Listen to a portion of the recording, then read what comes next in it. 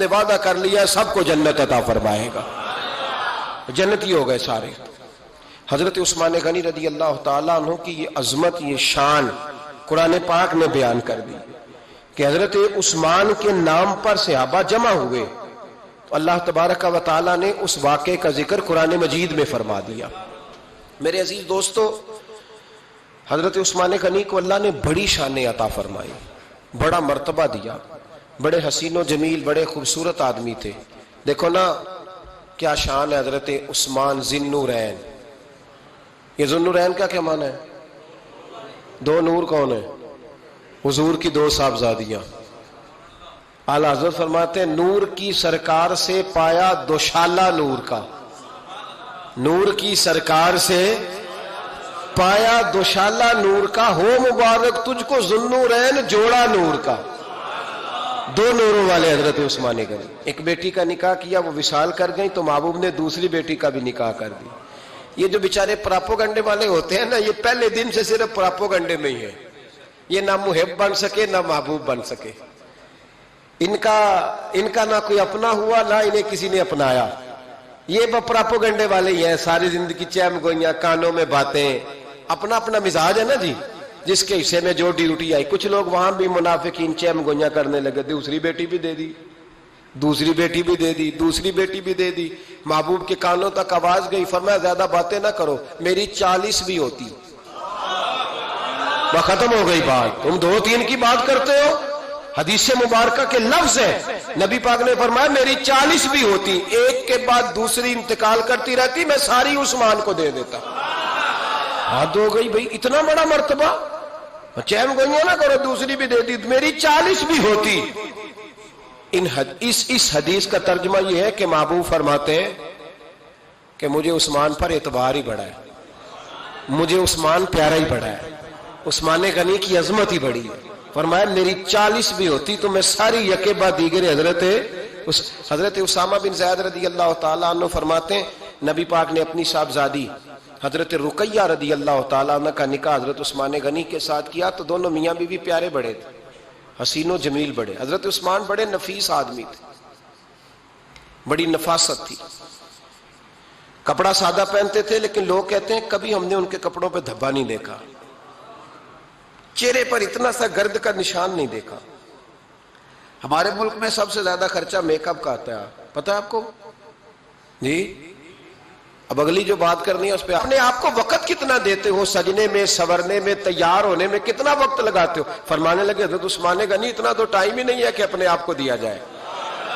تو قبر اتنے پیارے کیسے لگتے ہو؟ فرمانے لگے اپنی وجہ سے نہیں لگتا، حضور کی وجہ سے پیارا لگتا۔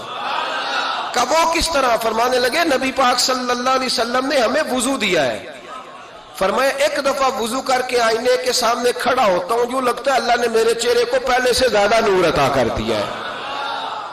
دیکھیں نا، باقی جسم چھپا ہوا ہے اور جو ظاہر ہے اس پر وضو کا حکم ہے۔ ہاتھ ظاہر ہے تو وضو کر لو، پیر پردے سے باہر ہے تو ان کو دھو لو وضو میں، چہرہ پردے سے کپڑوں سے باہر ہے تو اس کو وضو میں۔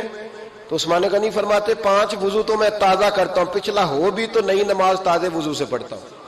اور فرماتے اگر میرا قرآن مجید کھولنے کا ارادہ بن جائے تو پھر وضو 6 بھی ہو جاتے ہیں، اور تہجد کے وقت اٹھوں تو 7 بھی ہو جاتے ہیں۔ فرماتے علیحدہ سے درود پاک پڑھنے بیٹھوں تو پھر 10-11 وضو بھی ہو جاتے ہیں۔ میں وضو کرتا رہتا ہوں تو اللہ تازگی عطا کر دیتا ہے۔ حضرت اسامہ بن زید حضور کے غلام زادے فرماتے میں چھوٹا سا تھا تو نبی پاک کے گھر میں گوشت پکا تو سرکار کو 4 بیٹیوں سے بڑا پیار تھا، حضرت فاطمہ سے زیادہ ہے لیکن 4 بیٹیوں سے بڑی محبت تھی۔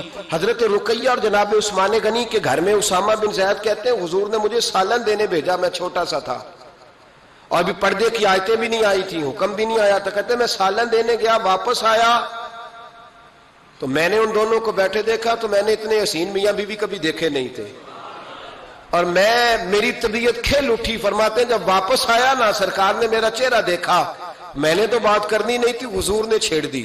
فرمایا میری بیٹی اور داماد کو دیکھ کے آئے ہو؟ یا رسول اللہ دیکھ آیا ہوں۔ فرمایا ایسا حسین جوڑا دنیا میں کبھی دیکھا ہے؟ کہا یا رسول اللہ اللہ کی عزت کی قسم کبھی دیکھا ہی نہیں۔ یہ ظاہری حسن اللہ نے حضرت سیدنا عثمان غنی رضی اللہ تعالیٰ عنہ کو عطا. ایک بات میری یاد رکھنا، حسن ظاہر کا نہیں ہوتا، حسن ظاہر کا نہیں ہوتا، ظاہر کا میک اپ ہوتا ہے. حسن ہمیشہ باطن کا ہوتا ہے. جن لوگوں کے اندر معصومیت ہوتی ہے ان کے چہروں پہ بھی آئی جاتی ہے. کوئی نہیں سمجھ آئی شاید آپ کو.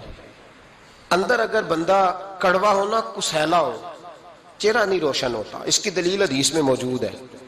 نبی پاک صلی اللہ علیہ وسلم سے صحابہ نے کہا یا رسول اللہ، اللہ کا ولی کون ہوتا ہے؟ فرمایا جس کا چہرہ دیکھنے سے اللہ یاد آئے.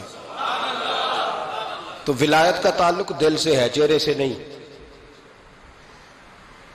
ولایت کا تعلق بولیے دل سے ہے، چہرے سے ولایت کا تعلق نہیں ہے.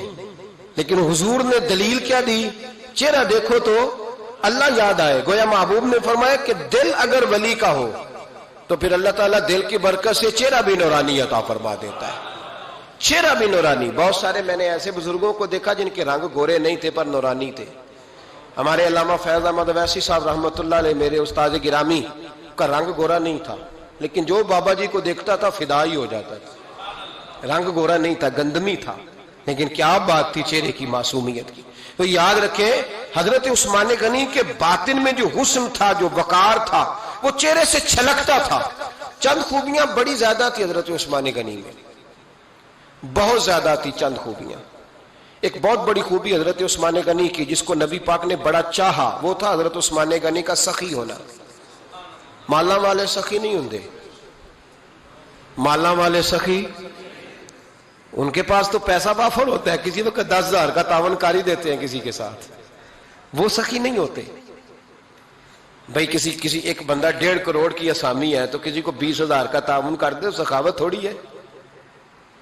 کروڑوں روپیہ اس کے پاس پڑا ہوا ہے. مالا والے سخی، یہ میاں صاحب نے کہا ہے، مالا والے سخی نہیں ہوندے. سخیاں کل مال نہیں ہوندا. سخیاں کل مال ہے اس لیے کہ جمع کریں گے تو رہے گا نا. وہ سخی جمع کرتا ہی نہیں. مالا والے سخی نہیں ہوندے. سخیاں کل مال نہیں ہوندا. ایتھے اوتھے دوویں جہانی سخی کنگال نہیں ہوندا. حضرت عثمان غنی رضی اللہ تعالیٰ عنہ فرماتے ہیں کہ جس دن حضور نے تبوک کے لیے جیش اسرا کے لیے اعلان کیا نا، تو حضرت عثمان غنی فرماتے ہیں کہ حضرت ابو بکر صدیق تو سارا مال لے آئے تھے، جناب عمر آدھا لے آئے تھے، مولا علی شیر خدا نے جی کھول کے دیا تھا، لیکن 800 گھوڑے بما پالان کی ضرورت تھی. یعنی 800 فوجیوں کا خرچہ. اپنے لفظوں میں بات کر رہا ہوں. فوجی کا خرچہ کیا ہوتا تھا کہ فوجی کا گھوڑا بھی چاہیے، گھوڑے کے ساتھ کجاوا بھی چاہیے، تلوار بھی چاہیے، نیزہ بھی چاہیے، تیر بھی چاہیے، لوہے کی جیکٹ بھی چاہیے. حضرت عثمان غنی کہتے ہیں نبی پاک نے اعلان کرنا شروع کیا. ایک دفعہ اعلان کیا تو میں نے کہا حضور 200 فوجی کا خرچہ میرا. تو نبی پاک نے دوسری دفعہ اعلان کیا تو کوئی اٹھا ہی نہیں. جنہوں نے دینا تھا وہ تو سارا کچھ پہلے ہی دے چکے تھے، کوئی اٹھا نہیں. کہتے مجھے بڑا عجیب لگا کہ میرے مصطفیٰ اعلان کریں.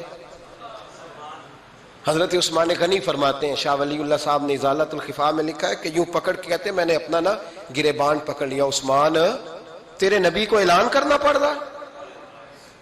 کہتے 1000 فوجی کا خرچہ چاہیے تھا، 1000 کا. عثمان کہتے تیسری دفعہ حضور نے اعلان کیا تو کہا یا رسول اللہ 200 اور ڈال لے. سنو سخی کس کو کہتے ہیں. حضرت عثمان غنی رضی اللہ تعالیٰ عنہ فرماتے ہیں میرے پاس کل خرچہ میرے پاس 800 فوجیوں کا تھا. میں سارا کچھ بھی گھر سے لے آؤں تو 1000 میں پھر بھی پورا نہیں کر سکتا تھا.